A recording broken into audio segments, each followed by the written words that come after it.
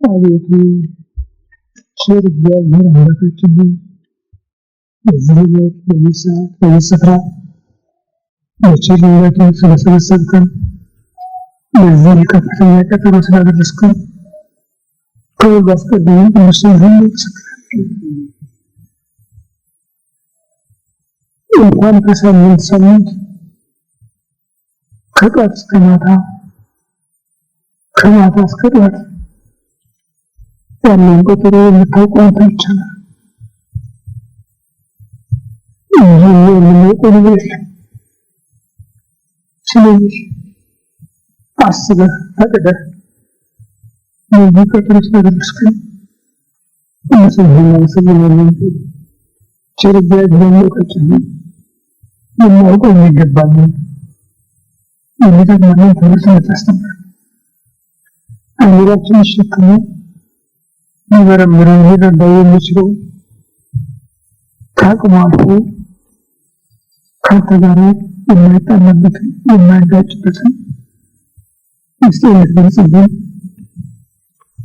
አገራችንን ኢትዮጵያን ኦርቶዶክሳዊ ተዋሕዶ ቤተክርስቲያናችንን ክርስቲያን ሕዝብህን በቸርነት እንድታስብልን ከዚህ ጊዜ ከዚህ ሰዓት በቸርነት እንዳደረስከን ደግሞ ለዛሬው ዓመት በሰላም ደርሰን እንድናስብህ እንድናመሰግንህ እንድትፈቅድልን የምንቀበለውን ጾም በምህረት በጸጋ በበረከት ለኃጢአት ስርየት ለሀገር ለሕዝብ ለቤተሰብ ለራሳችን ድህነት እንዲሁም እንድትፈቅድልን እንለምንሃለን። ክብር ምስጋና ለአብ ለወልድ ለመንፈስ ቅዱስ ይሁን ዛሬም ዘወትርም ለዘለዓለሙ አሜን።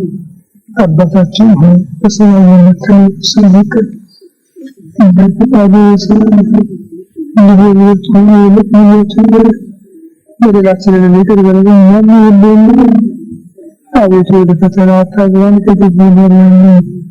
መንግሥት ያንተ ናትና ኃይል ምስጋና ለዘላለሙ። እመቤታችን ቅድስት ድንግል ማርያም ሆይ በመልአኩ በቅዱስ ገብርኤል ሰላምታ ሰላም እንልሽ። በሐሳብሽ ድንግል ነሽ፣ በሥጋሽም ድንግል ነሽ። የአሸናፊ የእግዚአብሔር እናት ሰላምታ ላንቺ ይገባሻል። ከሴቶች ተለይተሽ አንቺ የተባረክሽ ነሽ፣ የሕፃናት ኢየሱስ ክርስቶስን በስምሽ አምላክ ነው።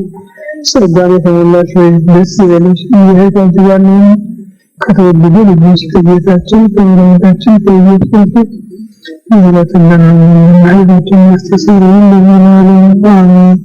ኦ ኢየሱስ ክርስቶስ በከመ በሳህልከ ምሕረትከ ተሰረይ ኃጢአቴ ወኃጢአተ ኩሉ ሕዝብ። ጌታ ኢየሱስ ክርስቶስ በይቅርታህ በቸርነትህ የእኔንም የሕዝብህንም ኃጢአት አስተስርይ። በማወቅ ባለማወቅ በማሰብ በመስራት በመናገር የተፈጸመ ሁሉ ይቅር በለን። የካቲት 6 ቀን 1996 ዓመተ ምህረት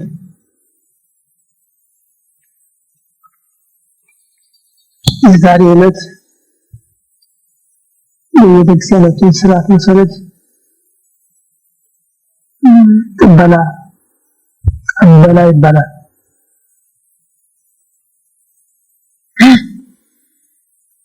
ወይም ዘወረደ ይባላል። ቅበላ ማለት መቀበል ነው። መቀበል በባህላችን በቋንቋችን በስርዓታችን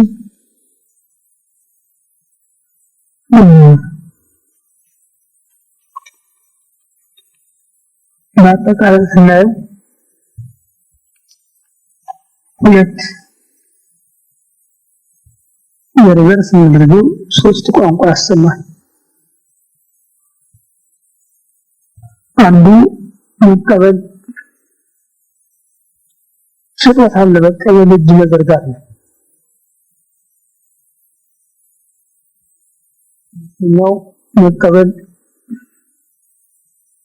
እንግዳም ነው። ሶስተኛ ሙሽራ በዘመኑ ቋንቋ ደግሞ ተቀባይነት ማግኘት ሲባል የሰው መንፈስ መግዛት ክፉም ይሁን በጎ ብዙ ተናግሮ በዛ የሰውን መንፈስ ማሸነፍ ተቀባይነት ማግኘት ነው። ይህ ዘመናዊ እንኳን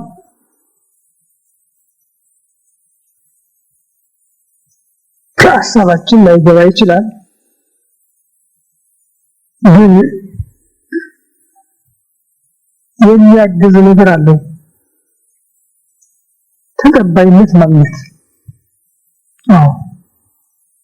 አሁንም እንጂ ኖሮ በዘመናችን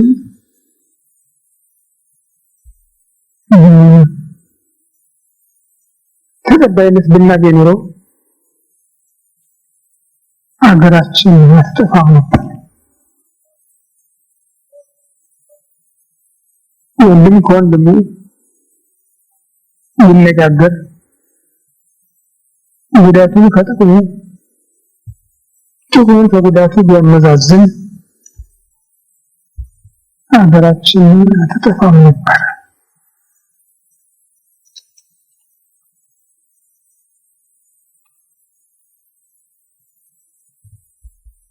ኢትዮጵያ ከተጎዳችባቸው ነገሮች አንዱ ፖለቲካ የዓለም ገዢ መሆኑ ነው።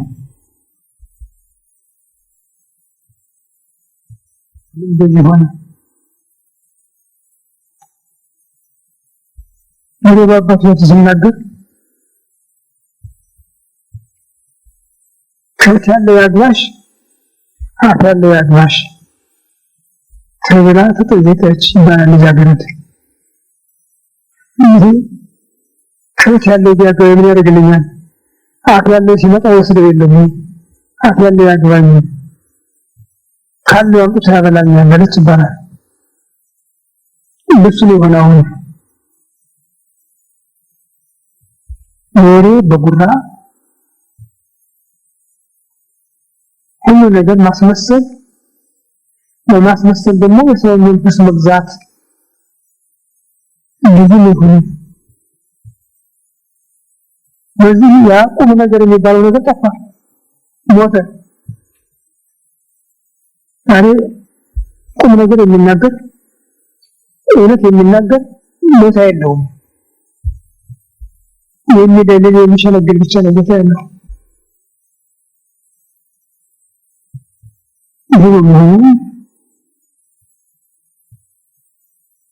ጉዳት ደረሰ በኢትዮጵያ። በማውቀው መናገር ነው። በሌላው ዓለም ይሄ በመገምገምኩት ግምገማ ይሄ በመገምገምኩት ሚዛን ከሆነ ብዙ ጉዳት ደርሷል ነው የሚለው። ምናልባት ይጠቅማል ሊኖሩ ይችላል። እንዳየሁት ግን ከጉዳት በስተቀር አንድ ሀገር የሚያተርፈው ነገር አላየሁም። ሌላው እምነትን በዘፈቀደ መምራት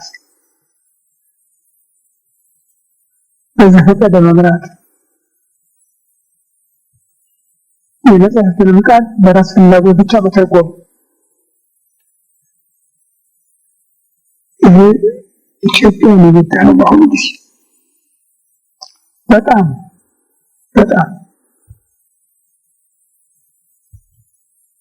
የሚገርመው ማንም ሰው ለራሱ የፈለገውን አምኖ ይጠቀምበትም ይጎዳበትም ያን ቢከተል ጥሩ። ጎረቤቱ ጤና እንዳያድር መበጥበጡ ነው ችግር ነው። ከዚያም አልፎ ምልክት በኢትዮጵያ የሃይማኖት ምልክት እንዳይኖር ነው አሁን የሚደረገው ጥረት ሁሉ ምልክቱ እንዳይኖር ኢትዮጵያ የምትባል ክርስቲያን ሀገር እንዳትኖር እንደሌለች ከታሪክ ውጭ እንደሆነች ይሄ ነው ያለው ዘመቻ። በክርስቲያን ስም ይወጣው ይሁን በእስላም ስም ይወጣው ይሁን በአረመኔ ስም ይወጣው ይሁን ሁሉም የዚችን ቤተክርስቲያን ሉካ ማጥፋት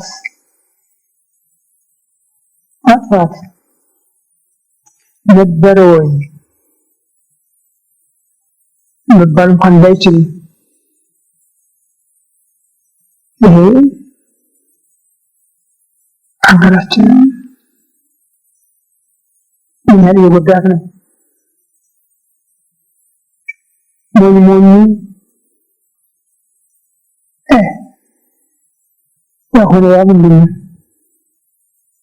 የራስ በጎ መስራት ቁም ነገር አለው ባይለው ምንም ይሰበክ ምንም ቢነገር ምንም የለውም። ሌላው ደግሞ ቢጨነቅ ቢጠበብ ማቀማቱ ስለሆነ ቀርቷል። ሶስተኛው ክፍል ጉልበት አግኝቶ ያንንም እየዳጠ ነው እየረገጠ ታዲያ አገሪቱ ከታሪክ ውጭ የሆነች ነው። ዘመን ጀምሮ ኢትዮጵያ የሚለው ስሟ እየጠፋ ነው። አምልጧቸው ከሚጠቀስ በስተቀር በቁም ነገሩ አይጠቅሱም። አምልጧቸው አንዳንድ ጊዜ የውጭ ፖለቲካ የሚያጋጥማቸው ጊዜ እነዚያኛዎቹ አላውቅላቸው እያሉ ነው መሰለኝ ይቀርባታል። ከዚህ በቀር ግን የድሪ ከሚል በስተቀር ኢትዮጵያ የሚል ስም የለም። ይህም በእውነቱ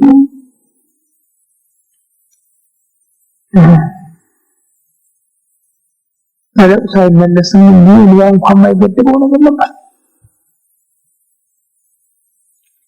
ለዚህ ደግሞ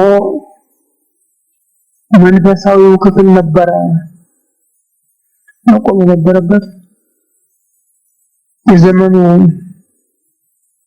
የነፋስ ወጀቦ መንፈሳዊውን ክፍል ስለመታው መቆም አልቻለም። ለምን? በእግዚአብሔር ቃል አልጸናም። እናገር ለወዛ ቀበቃሌ ይመስል በሸጠይ የሐነጸ ቤት ወዲለኮፍ ነፉ ነፋሳት ወዘን ምናማት ወውህ ወሐይስት ወበተው ወደውት ቤት ወወድቀ ስመዲ በኩፉ ተሳረረ።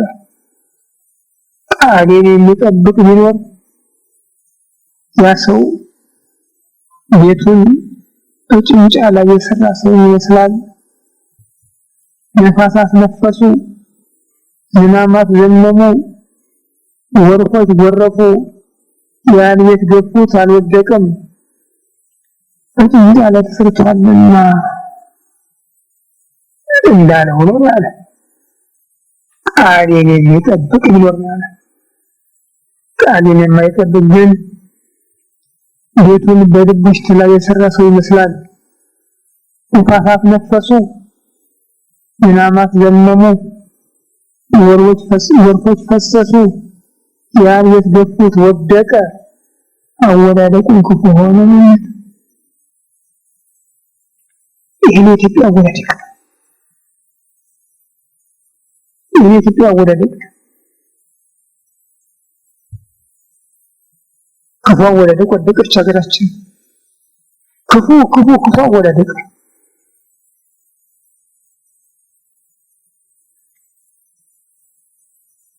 ከህዝቡ የሚባል ነገር ጨርሶ ተጠርጎ የወጣበት ከካህኑ የሌንታ የሚባል ነገር ጨርሶ ተጠርጎ የወጣበት ከሁለቱም በኩል ምን ተሰየበት ሆኖ ሀገራችን ወደቀች። ታዲያ ሁሉም ይናገራል። በየዘርፉ በየቤቱ በየመልኩ ባለፖለቲካው በዘርፉ ሰባኪዎችን በየደረጃቸው ያነበንባሉ። ሁሉም ተቀባይነት አግኝተናል ባይ ናቸው። እንዳናስተባብላቸው አሁንም ህዝቡ ከነሱ ጋር ነው።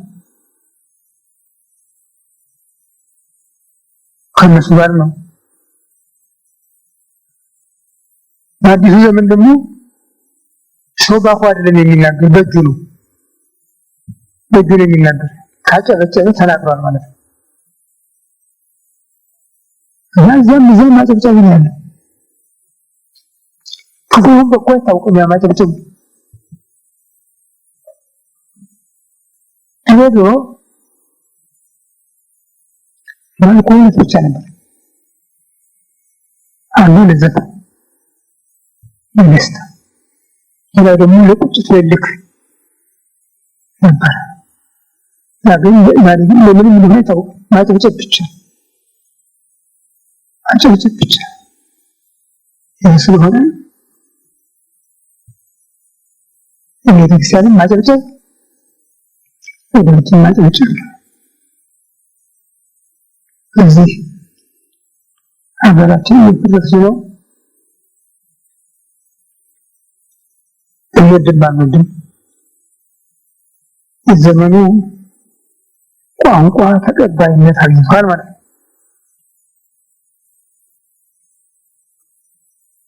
እዚያው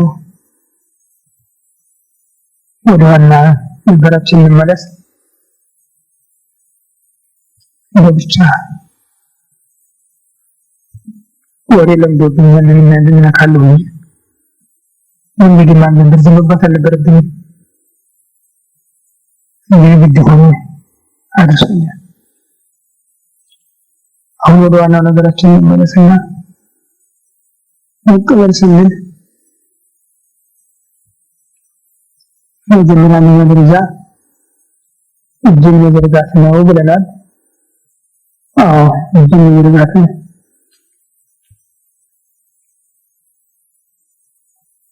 መቀበል እጅን መዘርጋት ያስፈልጋል። ሰጪ ካለ ተቀባይ እጅን ይዘረጋል እና እግዚአብሔር ሀብቱን ጸጋውን በረከቱን ይለግሳል። ተቀባይ ሰው ከተገኘ እጅን ይዘረጋል። የኔትት ሰፊያ ቤት ስቦ ወደረጀላከ እጅህን መዘርጋት ባትችል እንኳን የደዌ እስረኛ ብትሆን እንኳን እጅህን አንዘርጋው ይላል መጽሐፍ ወደ እግዚአብሔር። እግዚአብሔርን አምላካችንን ሁሉን የማይጎልበትን አምላካችንን ትንሽም ትልቅም ወይም ወደዚህም የቅርብም የሩቅም የስጋም የነፍስም ፍላጎታችንን ስጠን የምንለው እሱ ብቻ ነው ያለን። የማይጎልበት እሱ ብቻ ነው። ከሌላ ጠይቀን የማናገኘው ነገር ሁሉ ከሱ ዘንድ አለ። ሩቅ ሳንሄድ ባለንበት ሆነን ተኝተን ተቀምጠን ቆመን እንለምነው አይጨክም፣ ሁሉንም ይሰጠናል። በሰማይ ያለ አባታችን በሚል ያለ አባታችን ከመንፈሳዊ እስከ ስጋዊ ከሰማያዊ እስከ ምድራዊ ድረስ አጭር ቃላት ጠቅሎ እንዲህ ይላችሁ ንገሩኝ ያለ ጸሎት አስተምረን ማለት ጊዜ እሱ ተለቡት ለጅም ጸሎት ቁጭ ብድግ የሚልበት ጸሎት ከአባቶቻቸው እንዳዩት ያን መሰለ ነበር የፈለገው። እሱ ግን የለም አጭር በሰማይ ያለ አባታችን መንግስትህ ትምጣ፣ ስምህ ይቀደስ፣ መንግስትህ ትምጣ፣ ፈቃድህ ይሁን በሰማይ እንዳለ በምድርም አለ። የዕለት ምግባችንን ስጠን፣ በደላችንን ይቅር በለን እኛም የበደሉንን ይቅር እንደምንል፣ አቤቱ ወደ ጥፋት ወደ ፈተና አታግባን ከክፉ ሁሉ አድነን እንጂ መንግሥት ያንተ ናትና ኃይል ምስጋና ለዘላለሙ አሜን። ይችላል አሁን እንዲያው ቃል እንዲያው ብዙ ነገር የምታመጣ ትመስላችኋለች? አዎ በምድራዊ ሰዎች ፊት ምን ያህል ብናነበልል ምን ያህል ብንናገር ነው ልባቸውን የምንገዛው የምናራራቸው? እኔ ልመና አስጨናቂ መሆኑን የተረዳሁት ከቅርብ ቀን ወዲህ ነው። ይገርማችኋል። እዚያ ተማሪ ደሳለ ይጭን ነበርኩ ማለት ነው። እኔ እንደዚህ ያህል ክብደት ያለው መሰለኝ ነበር። አሁን በተለይ ነው ስራ ፈትቼ ቤት ከዋልኩ በኋላ ምጅራቤ የተክለ ሃይማኖት በዓል ሲመጣ ለማግኘት ይናዲ ላይ ለዚህ ቆማል።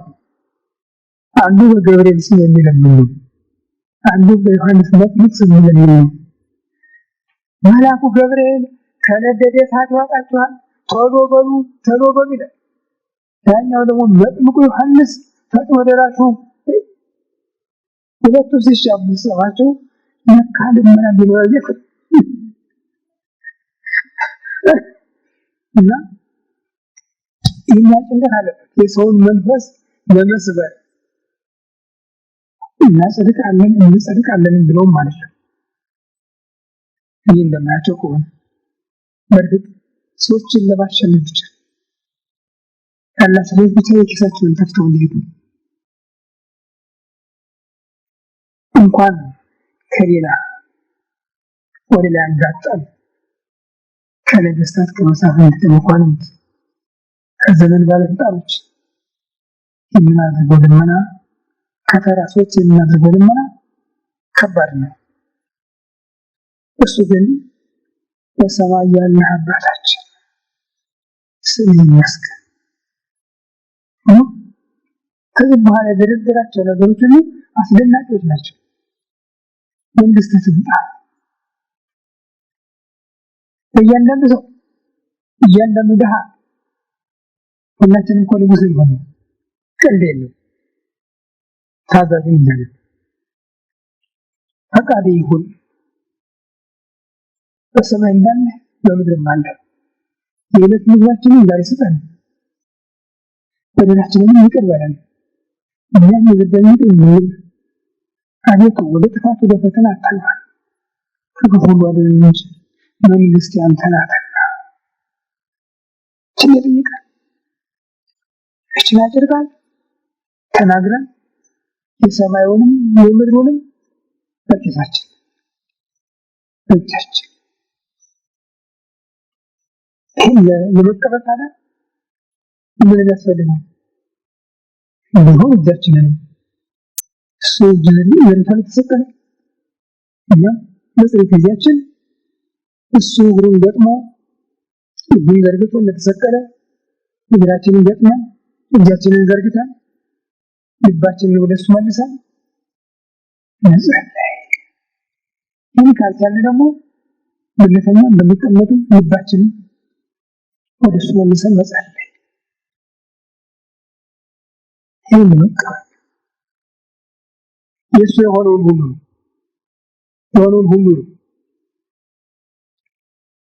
ድንቅነቱ በከፊል አያለም። ይሄ ዘውዴን፣ ይሄ መቋሚያ፣ ይሄ ጽናጽል ያድኛል። መንግስትን ትምጣን ያለ ይህ ከሆነ ሁላችንም ያን ቤት መውረስ አለብን። ሌላው እንግዳ መቀበላችን ጉዳይ ነው። እንግዳ መቀበላችን ጉዳይ እንደ ቤታችን ነው። ሰው እንደቤት ነው እንደጎረቤት አይደለም ይባላል። ነገር ግን ቤታችንን የሚያስተባብርና አንድ ነገር አለ። ድሃም ብንሆን ባለጸጋም ብንሆን ቅንነት የእግዚአብሔር እንግዳ ብሎ የሚመጣውን ሰው ተቀብሎ ለማስተናገድ ፍላጎት መኖር አለበት። የእግዚአብሔር እንግዳ ነው ያለ የዘመድ እንግዳ ነኝ አላለም። የዘመድ እንግዳ ከመጣ ነገር አለ። የማን ልጅ ነህ? የማን ወገን ነህ? የማን ዘመድ ነህ? ያ ሲቆጥር ገሌ ከገሌ ቢሆን ገሌ አንተ ገሌ እኔ አንተ ሲል ያጣጣለው። ይህ ግን የእግዚአብሔር እንግዳ ነው ያለ ጭቅጭቅ። ስለዚህ ይህ ሰው በንጹህ ልቦና መቀበል አለ። እሱም መጀመሪያ አውቆ ይመጣው ብዙ ነገር ከፈለገ ቤት አይቶ ይገባል። ካለዚያ ጥግ ብቻ ከፈለገ ፈለገው ይጠጋል እና ባለቤት ተቀባዩ ታዲያ የእግዚአብሔር መሆኑን አውቆ ያ እንግዳ ከቤተ ዘመድ እንግዳ ግን የበለጠ መሆኑን እንዲረዳ ነው። የቤተ ዘመድ እንግዳ የሚተርፈው ጥቂት ነው። እግዚአብሔር ግን ሁሉ ነገር ሙሉ ስለሆነ እንግዳውን መቀበል ማለት እግዚአብሔርን መቀበል ማለት ነው።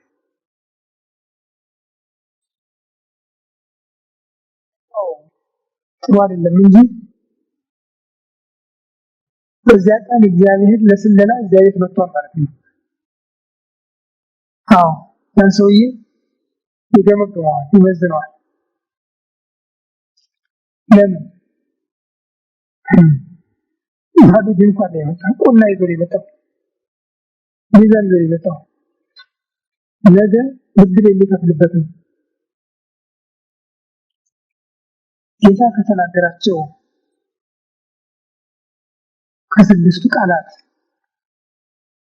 የዋጋ መክፈያ ሚዛኖች አንዱ እንግዳ ብሆን ተቀበላችሁኛል፣ እንግዳ ብሆን አልተቀበላችሁኝም፣ ወይም እንግዳ ሆኜ መጣሁ ተቀበላችሁኛል፣ እንግዳ ሆኜ መጣሁ አልተቀበላችሁኝም የሚል ቃላት አለው። በቀኝና በግራው ለቆሙት ቅድም የተነገሩ ቃላት ናቸው። ይቀራሉ የማይባሉ ናቸው። መጥቻለሁ ነው ያለ።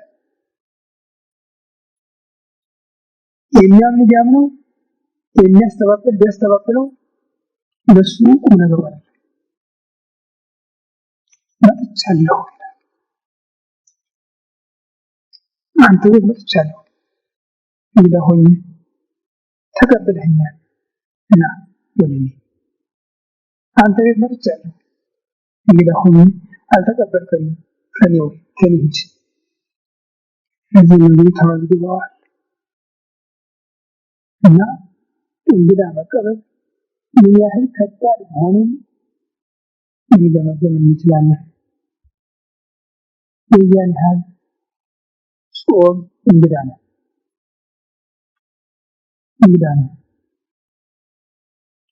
ከሁሉ ጠባዩ ከፋይሉ ነው። የእናንተን ኩባይ ነው። ይህን ብቻ ከሆነ ታዲያ እንግዲህ ማማ ይችላል አንዳንዶቻችን እግዚአብሔር የሚሰጣቸው እንጂ ምን በላቸው ብለን ያገኘነው ሁሉ በጣም ተመልክተን አይደለም። አንዳንዶቻችን ደግሞ አሁን ስጋ ቅቤ ወተት ይቅርና ዳቦ እና ሻይዋን እንኳን ማለት ይሄ ተቆጥቷል። አንዳንዶቻችን ደግሞ ይሄን አሁን እስከ 6 ሰዓት አለ አንዳንዶቻችን ደግሞ አይደለም ከጾም ላይ ቅርብ ሰዓት የማስረብ የሚለው አለ እና ሁሉ ጥቅሙን ጠንቅቆ ካለማወቅ የሚመጣ ቋንቋ ነው። ጾም ሁሉ ነገር መርሃት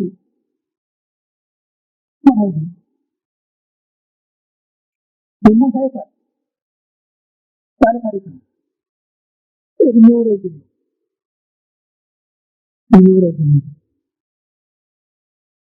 አንድ ሽማግሌ የነበሩ በልጅነቴ አሁን ቀረ መሰለኝ ድሮ ጧሪ የሌላቸውን ሽማግሌዎችና አባቶች አገር ነበር የሚጦራቸው ይባላል። ስምንት አንድ ቤት ሳምንት አንድ ቤት ወር አንድ ቤት እያሉ የሚጦሩ የነበረ አንድ ሽማግሌ ነበሩ። ሽማግሌ ሲሏቸው የኔ ሚስጥር ይሉ ነበር። እድሜ ራሱ ጉዳት ማድረጋቸው ነው። ግን ልብስ ሳይሆን ጾም ረጅም እድሜ ያለው ሽማግሌ ከብዙዎች ጋር የኖረ የሚያውቁት የሚወዱት የማያውቁት የሚጠሉት እድሜያም ሽማግሌ ነው።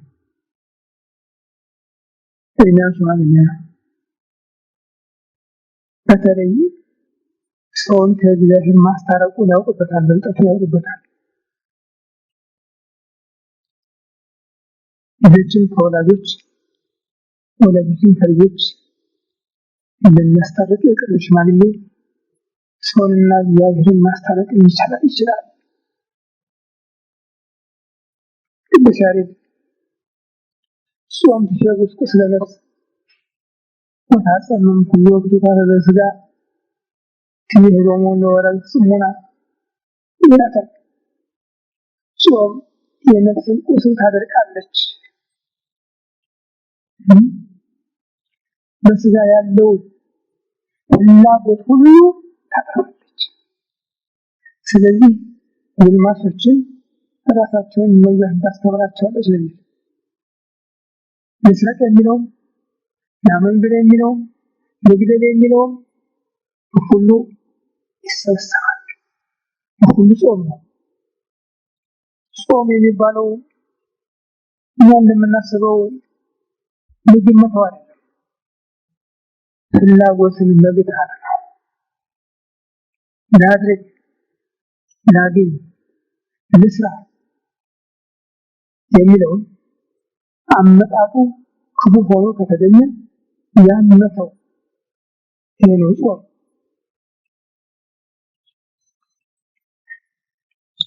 እንደገና አሁን ያሊቅ የጾም አይን የጾም ልሳን እዝኒ የጾም እንሰን ያህሶም ከተፋቀሩ ይላል። በፍቅር ይልና አይን ክፉ ከማየት ማለት ክፉ ከመመኘት ክፉ ከማድረግ ይጾም አይን ነው መጀመሪያ ይሰራል። ለስራ አንደበትም ክፉ ከመናገር ይጾም፣ ጆሮም ክፉ ከመስማት ይጾም ይላል። ወሬ የሚናፍቀን ሰዎች አሉ። በተለይ ሐሜት የሚናፍቀን ሰዎች አሉ። ስለዚህ አይን ይጾም፣ ምላስ ይጾም፣ ወሮም ጾም ነው ጾም የዳቦ ብቻ አይደለም ማለት ነው የሻይ ብቻም አይደለም የሌላ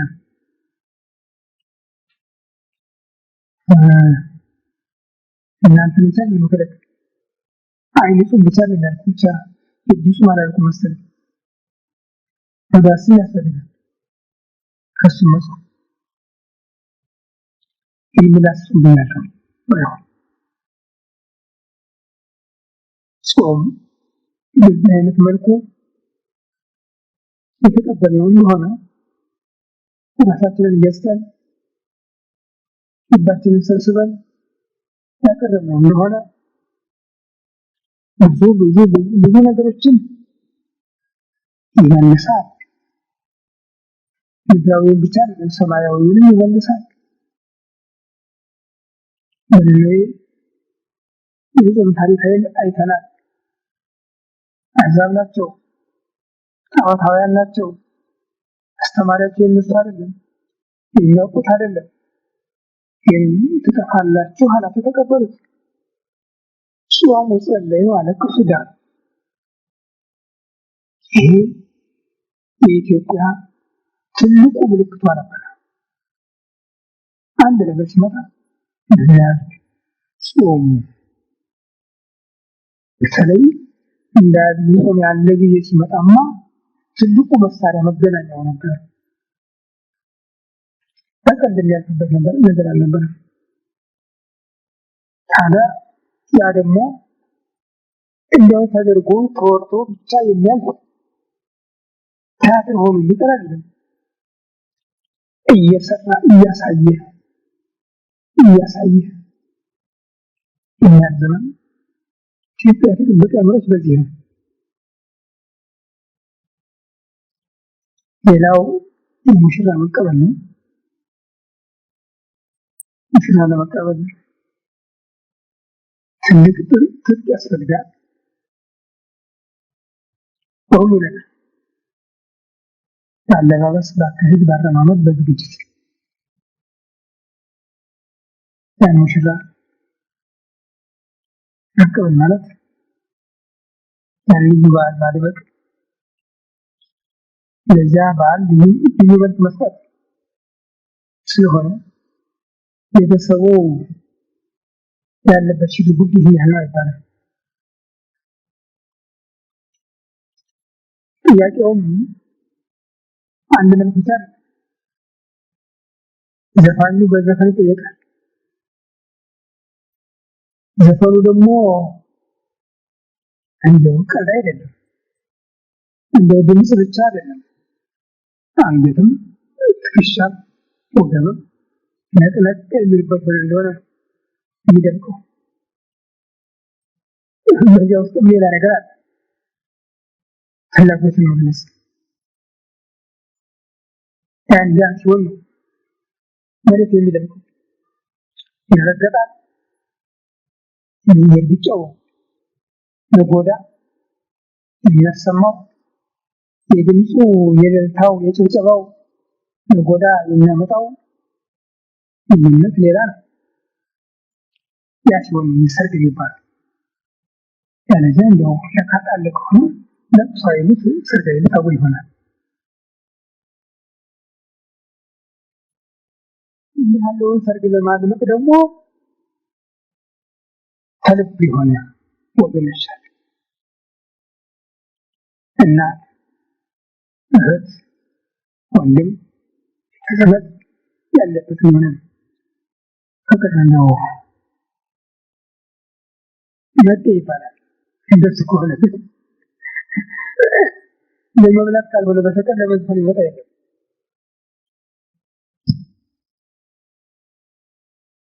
እየታመጣለ ብሏል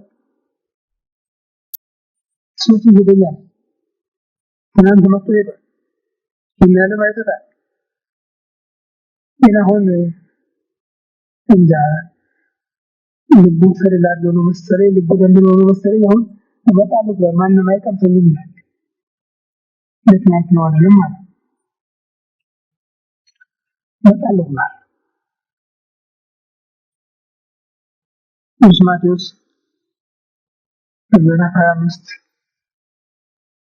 ቁጥር 5-13 እንደጻፈው ሙሽራው ይመጣል፣ ለመቀበል መዘጋጀት አለባችሁ ይላል። ሙሽራው በሚመጣበት ጊዜ ይላል ሰው እንደተናገረው 10 ልጃገረዶች ነበሩ አለ ለመቀበል ይዘጋጁ።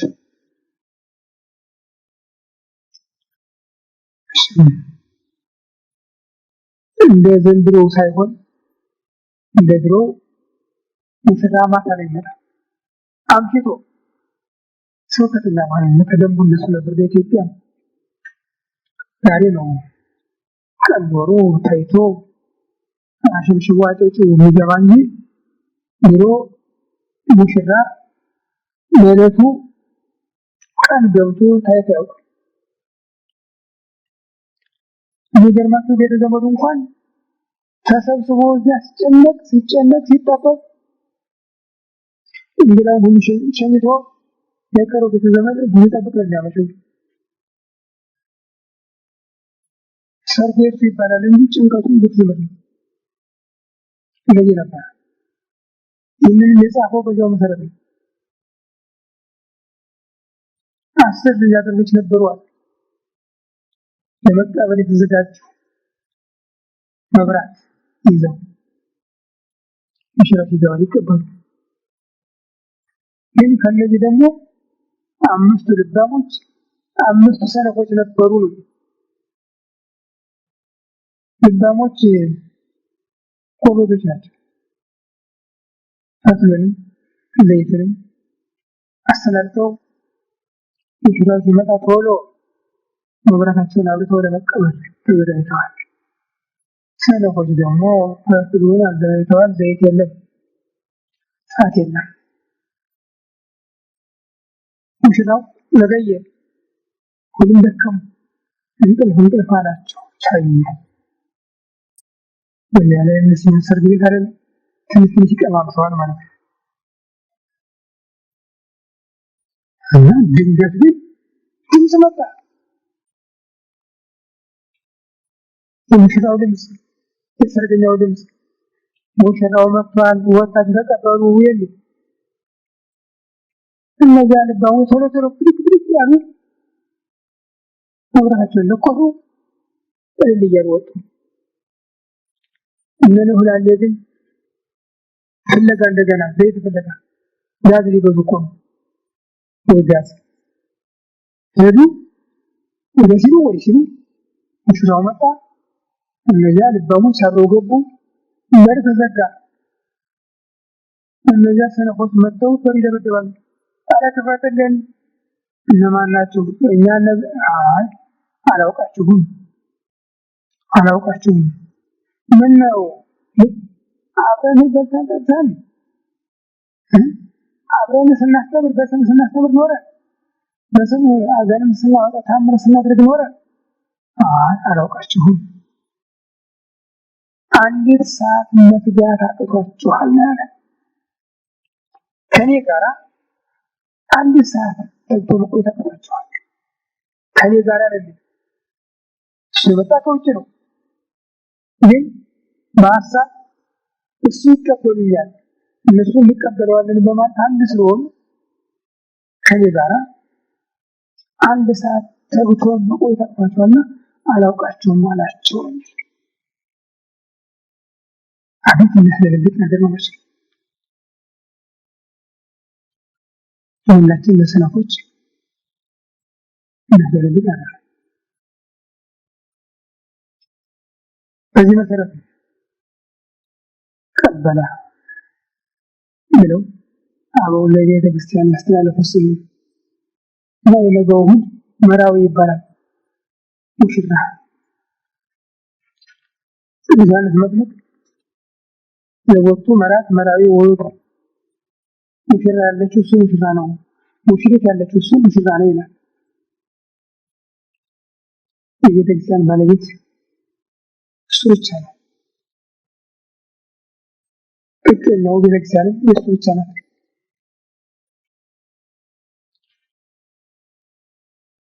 ሰሎሞን የጽዮን ልጆች ውጡ ንጉሡ ሰሎሞን የምታዩት ዘውድ በተቀዳጀበት በሕማሙ በመከራው ቀን ልቡን ደስ ባለው ቀን እንድታዩት ይላል።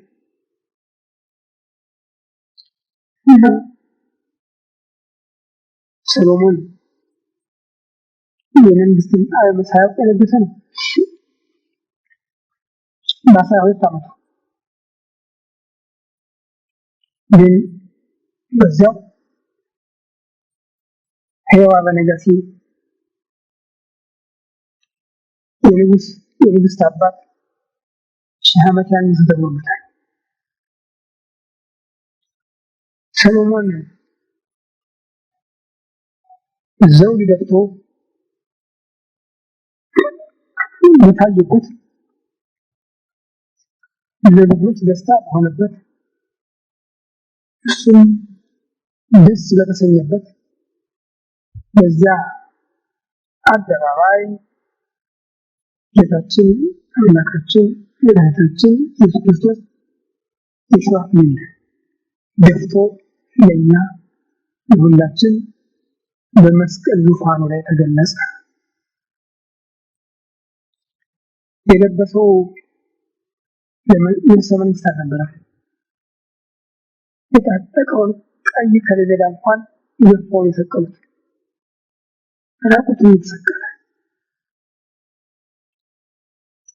ለምን? ምን አለበት? ለሰው ልብስ የፈጠረ አምላክ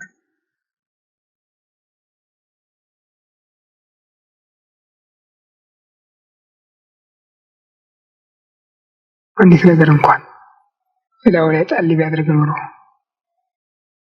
ባይል እንጂ ቢያደርጉት ነበር። እነሱም ስላላለ ነው። አላለም አልፈቀደምና የለበሰውን ልብስ ገፈቡት፣ ራቁቱን ተሰቀለ። ለምን? ምን አለበት? ለሰው ልብስን የፈጠረ አምላክ እንዲያው አንዲት ነገር እንኳን እላው ላይ ጣል ቢያደርግ ኖሮ ባይል እንጂ ቢያደርጉት ነበር። እነሱም ስላላለ ነው። አላለም አልፈቀደምና የለበሰውን ልብስ ገፈቡት። ሄሮድስ ንጉሥ ነው ሲል ነጭ ሐር ለብሶት ነበር። ሲመለስ ገፈቡት። ከዛ ደግሞ የመስቀል ሞት ተፈርዶብሃል ሲሉ ቀይ ግምጃ አስታጥቀው ወስደውት ነበር። ያንንም ገፈቡት። ራቁቱን ተሰቀለ። ለምን እኮ? ምክንያቱ ምን ነበር? ምክንያቱን የምናገኘው ወደ ገነት መለስ ያለ እንደሆነ ነው። ወደ ገነት መለስ ብለን እነዚያን የገነት ባለርስቶች፣ የገነት ጉልተኞች፣ የገነት ጌቶች፣ የዓለም ሁሉ የፍጥረት ሁሉ ገዢዎች ሊሆኑ የሾሙትን እነዚያን ሁለት ሰዎች ሽማግሌና ባልቴት እነሱን ስናያቸው ነው 7 ዓመት በክብር በጌትነት ኖሩ።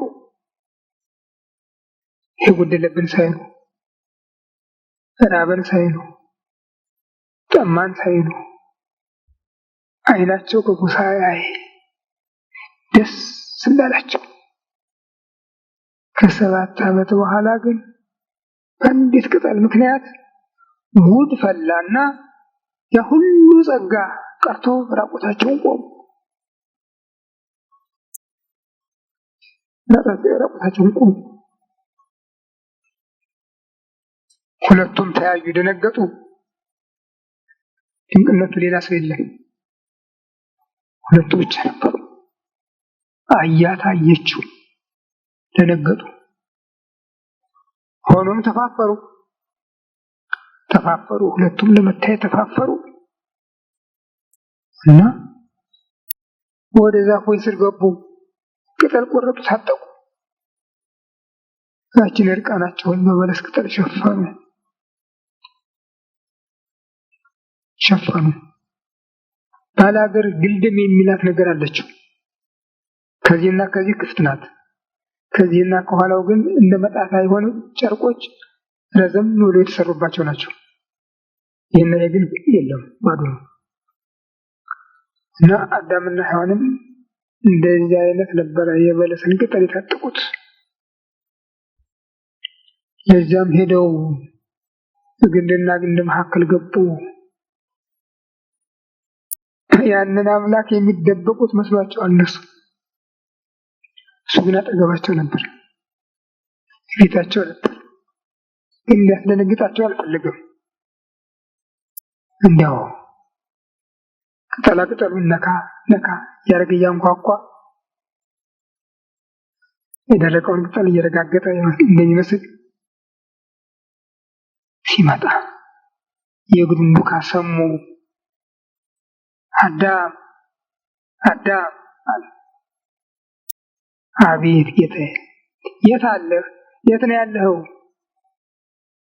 ኧረ ዛፎች መካከል ነኝ። ምን ሆንክ? ራቁቴን ነኝና ፈራሁ። ስለዚህ ተደብቄያለሁ። ወይ ዛሬ ራቁት መሆንህን ማን ነገረህ? ምናልባት እንዲያው አትብላ ያልኩህን በልተህ ይሆን?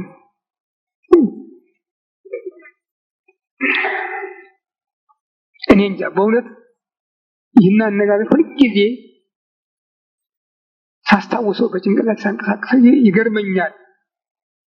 የአምላክ ቸርነት እስከምን እንደሆነ ይገርመኛል። ምን ያህል ለፍጥረቱ እንደሚያዝን እኔ ብሆን አንተ ሌባ እዚህ ምን አመጣህ? ማላውቅ መሰለህ የሰራኸው? እንዲህ ነበር የምለው። አዳም አቤት ጌታዬ፣ የት አለህ? እዚህ ዛፎች መካከል ተደብቄያለሁ። ምክንያቱም ራቁቴን ነኝ። ታዲያ ራቁትህን መሆንህን ማን ነገረህ? ምናልባት አትብላ ያልኩህን በልተህ ይሆን?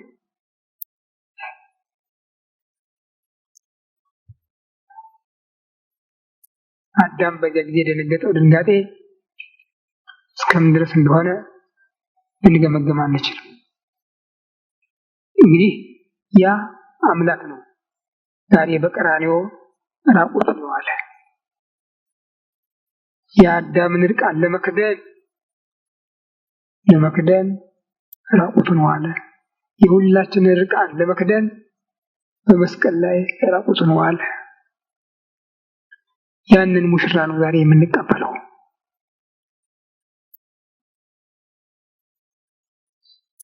በጥምቀቱ ከተጠመቀ በኋላ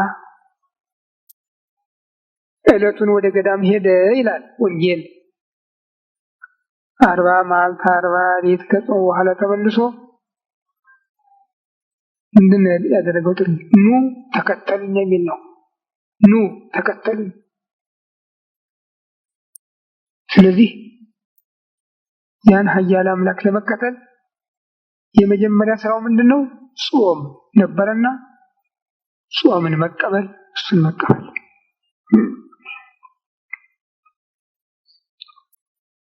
ያን ሙሽራ ለመቀበል ጾምን መቀበል። ነገም ይመጣል ታዲያ ያ ሙሽራ። ግን እንደ ትናንትናው አይደለም። እንደ ትናንትናው ራቁቱን አይደለም። እንደ ትናንትናው ትንሹ ትልቁ የተቀበለ በጥፊ በእርግጫ እያለው አይደለም። ነገ በግርማ መንግስት በሌልና መለኮት እልፍ አእላፍ መላእክት በፊት በኋላው በቀኝ በግራው ተሰልፈው ዓለም የተንቀጠቀጠለት እየላለፈ ይመጣል።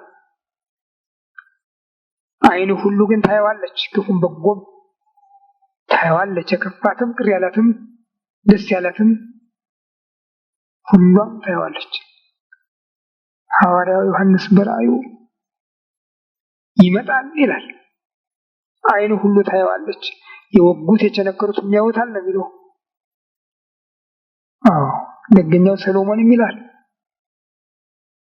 አይሁድ እንኳን ይላል አይተው አየጉድ ለካ ያ የሰቀልነው የገደልነው እሱ ኖሯል ይላሉ ነው የሚል። ታዲያ ሁሉም እንደሱ የእነሱን በተለይ ተናገረው እንጂ የሁላችንም እንደሱ ነው።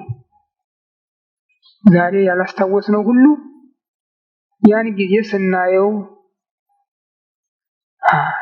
አይመጣም መስሎ ይኖራል የሰራሁት ወደሚለው ደረጃ እንደርሳለን። ግን ይመጣል ብሏል። በዛ ጊዜ ብቻም አይደለም ዛሬም በህይወታችን ይመጣል። በየቤታችን በየራሳችን ይጎበኛል።